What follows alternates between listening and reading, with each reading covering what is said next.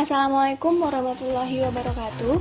Kami dari kelompok F yang beranggotakan Sultan Muhammad Arsyad dengan nomor BP 1810532057, Kofifa Afiza dengan nomor BP 1910531032, dan Suci Ratu Zahra dengan nomor BP 1910532060.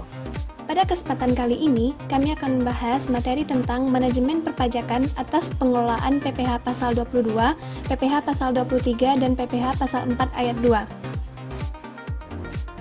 Baiklah, yang pertama saya akan menjelaskan mengenai withholding tax system.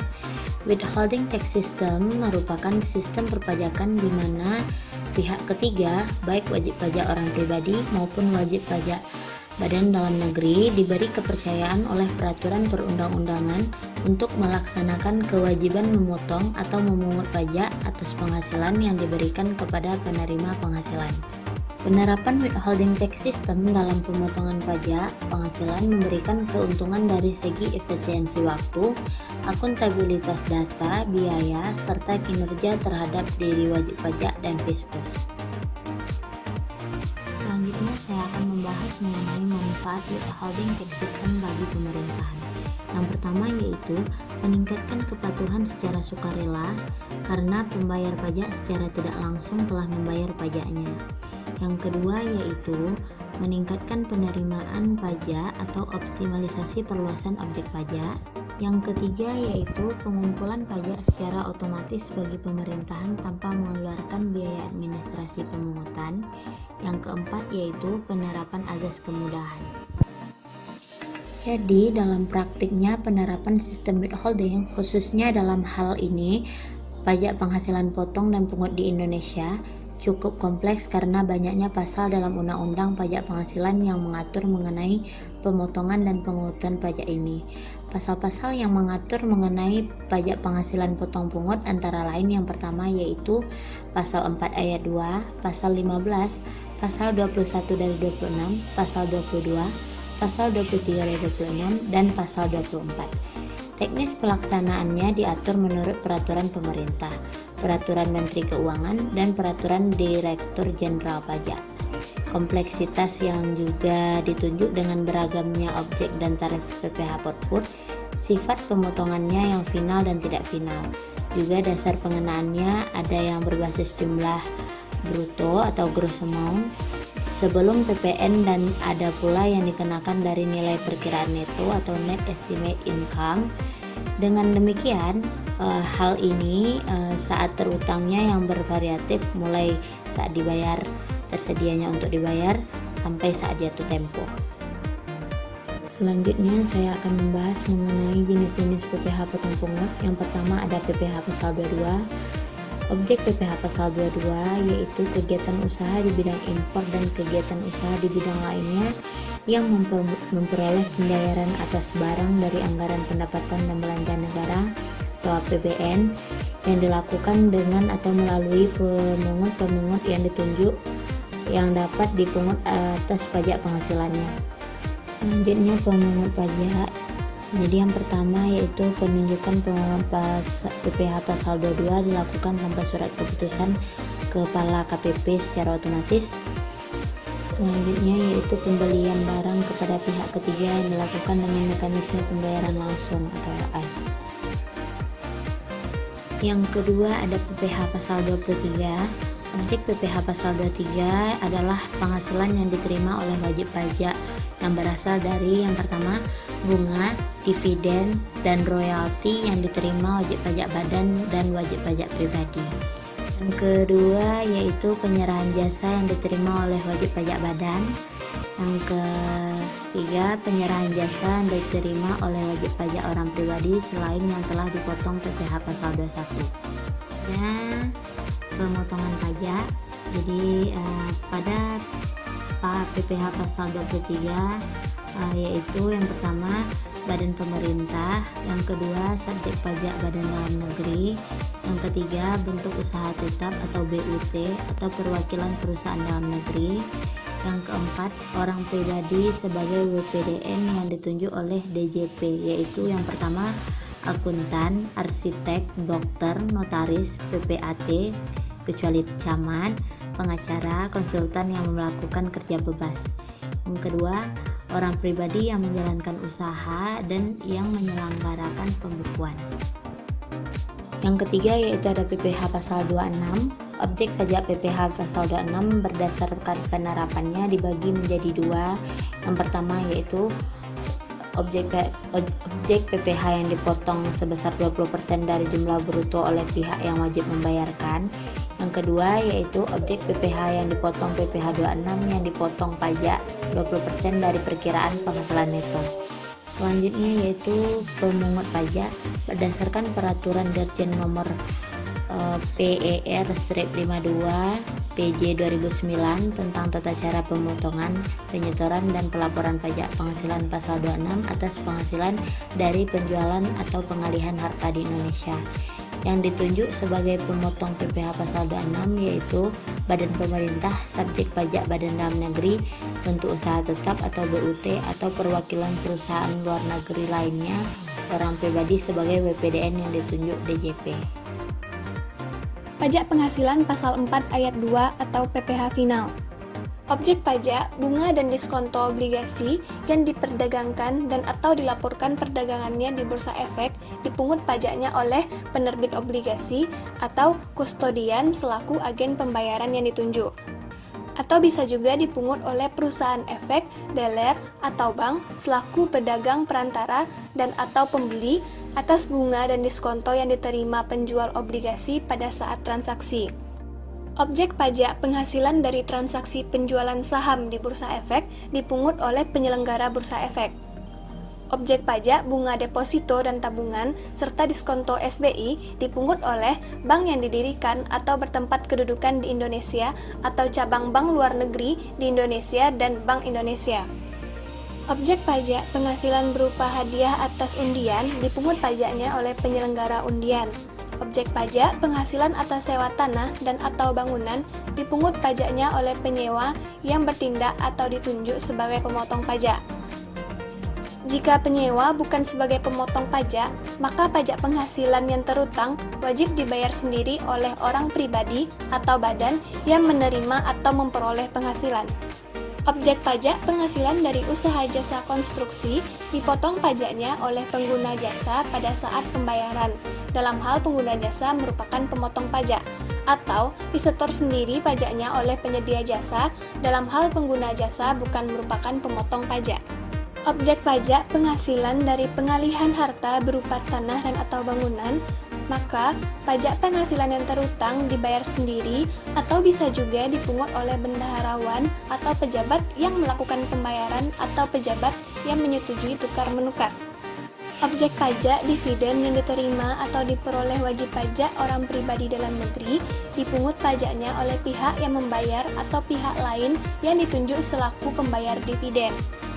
Objek pajak bunga simpanan yang dibayarkan oleh koperasi kepada anggota koperasi orang pribadi dipungut pajaknya oleh koperasi yang melakukan pembayaran bunga simpanan kepada anggota koperasi orang pribadi. Berikutnya adalah saat terutangnya PPh potong pungut. Yang pertama, untuk PPh pasal 23 dan PPh pasal 26, saat terutangnya pajak adalah pada saat dibayarkan, disediakan untuk dibayar atau telah jatuh tempo pembayarannya. Yang kedua, untuk PPh pasal 4 ayat 2, saat terutangnya pajak adalah saat pembayaran atau saat terutang. Yang ketiga, untuk PPh pasal 22, saat terutangnya pajak antara lain adalah saat pembayaran bea masuk atau saat penyelesaian dokumen PIB untuk impor. Saat pembayaran, saat penjualan, saat penerbitan, delivery order, saat pembelian, tergantung objeknya masing-masing. Saat penyetoran dan pelaporan PPh potong pungut. Yang pertama, penyetoran PPh potong pungut dilakukan ke kas paling lambat tanggal 10 bulan berikut dengan menggunakan surat setoran pajak.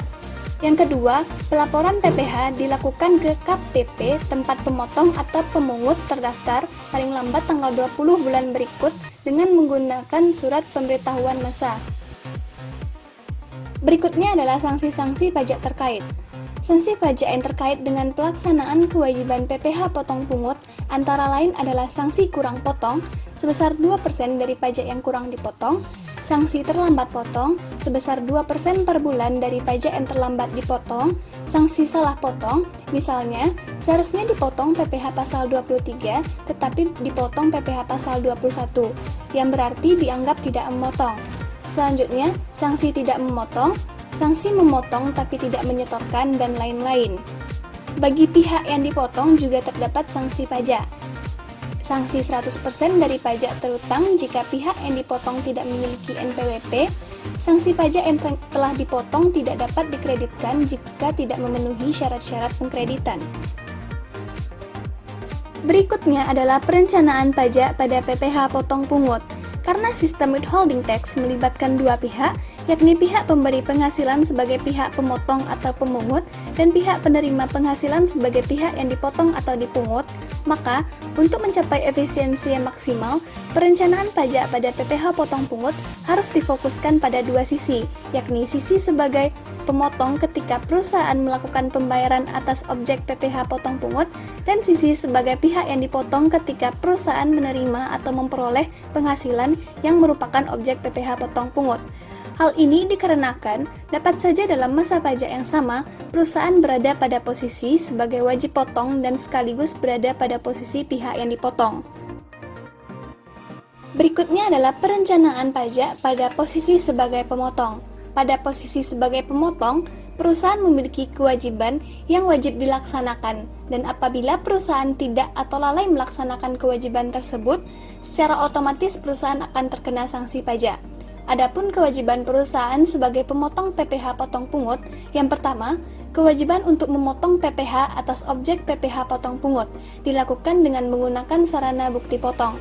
Yang kedua, kewajiban menyetorkan PPh yang telah dipotong ke kas negara dengan menggunakan sarana surat setoran pajak. Yang ketiga, kewajiban melaporkan PPh yang telah dipotong dan disetor ke kantor pelayanan pajak tempat perusahaan terdaftar dengan menggunakan sarana SPT Massa. Perusahaan dalam melaksanakan kewajiban sebagai pemotong harus memperhatikan kapan saat terutangnya PPh potong pungut, apa saja yang merupakan objek PPh potong pungut dan berapa tarif pajaknya, kapan PPh potong pungut harus dibayarkan ke kas negara, kapan PPh yang telah dipotong tersebut harus dilaporkan ke KPP, dan apa saja sanksi terkait dengan ketiga kewajiban tersebut. Baiklah, selanjutnya saya di sini akan menjelaskan terkait perencanaan pajak pada posisi sebagai pihak yang dipotong. Perusahaan memiliki hak pengkreditan atas PPh yang telah dipotong oleh pihak ketiga terhadap PPh badan perusahaan sepanjang PPh yang dipotong tidak tergolong PPh final. Hak pengkreditan tersebut tidak bersifat otomatis. Syarat untuk mengkreditkan perusahaan, yang pertama, harus didukung oleh bukti potong asli atau legalisir sesuai asli.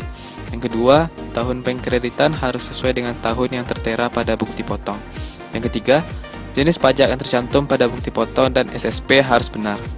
Tujuan dari perencanaan pajak pada posisi sebagai pihak yang dipotong adalah untuk mencapai efisiensi dengan cara memaksimalkan pemanfaatan hak pengkreditan tersebut. Selanjutnya adalah hal lain yang harus diperhatikan terkait dengan perencanaan pajak pada PPh pot-pot. Ada dua yang harus diperhatikan. Yang pertama adalah jika terjadi kesalahan potong.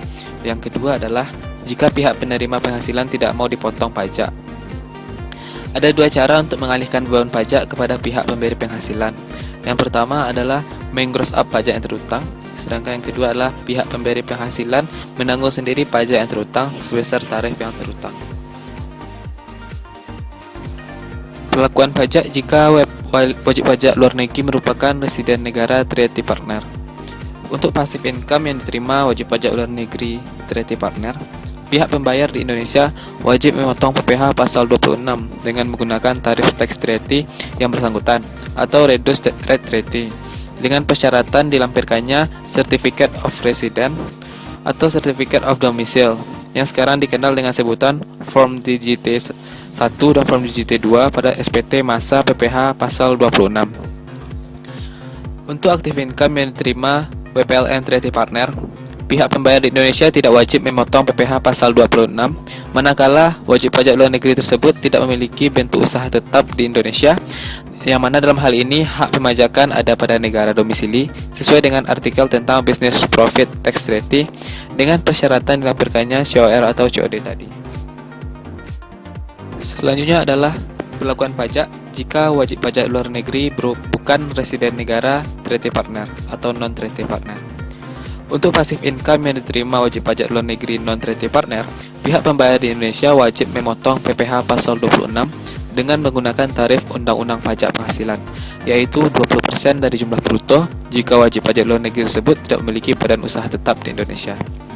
Sebaliknya, untuk active income yang diterima WPLN non-treaty partner, pihak pembayar di Indonesia wajib memotong PPh pasal 26 sebesar 20% dari jumlah bruto jika wajib pajak luar negeri tersebut tidak memiliki bentuk usaha tetap di Indonesia. Dalam hal wajib pajak luar negeri tersebut memiliki BUT di Indonesia, maka pihak pembayar di Indonesia wajib memotong PPh pasal 23 sebesar 2% dari jumlah bruto. Selanjutnya adalah rekonsiliasi objek pemotongan PPh output. Yang pertama, rekonsiliasi objek PPh output bagi perusahaan selaku pemotong, yakni upaya manajemen pajak yang terukur apabila perusahaan bertindak selaku pemotong pajak atau withholding tax agent. Salah satunya adalah melakukan rekonsiliasi atau ekualisasi atas kewajiban pemotongan PPh output. Sedangkan yang kedua, rekonsiliasi objek PPh output bagi perusahaan selaku pihak yang dipotong. Untuk kepentingan perpajakan, perusahaan dapat melakukan rekonsiliasi objek PPh output berdasarkan bukti potong yang diterima dari pelanggan dengan penghasilan yang dilaporkan dalam SPT tahunan, PPh badan atau audit report laporan keuangannya.